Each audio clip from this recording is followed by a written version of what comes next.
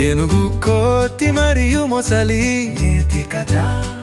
ఒక అడవిలో ఒక పెద్ద ఏనుగు, చురుకైన కోతి మరియు మోసగాడు మొసలి ఉండేవారు. ముగ్ధుడైన ఏనుగు అందరికీ సహాయం చేస్తూ, కోతి అందరినీ నవ్విస్తూ, కానీ మొసలి మాత్రం ఎప్పుడూ ఇతర జంతువులను మోసం చేయడానికి ప్రయత్నిస్తుండేవాడు.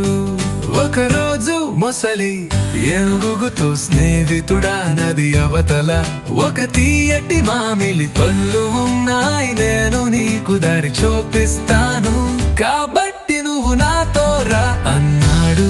ఏనుగు నమ్మి మొసలి వెంట నదిలోకి వెళ్ళాడు. కానీ నది మట్టలో మొసలి ఏనుగును పొట్టలారుకి ప్రయత్నించాడు.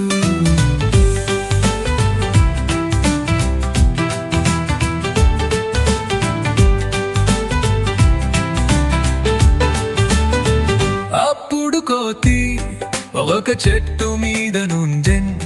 ఇదంతా చూసి ఏనుగు గాడు మొసలిని మళ్ళీ మోసం చేస్తున్నాడు, వెంటనే తిరిగి వెళ్ళండి అని హెచ్చరించింది. ఏనుగు తెలివిగా తన బలాన్ని ఉపయోగించి మొసలిని నీటిలోనికి తన్ని తన ప్రాణాలను కాపాడుకున్నాడు. నీతి: మోసగల్ల మాటలను నమ్మకూడదు,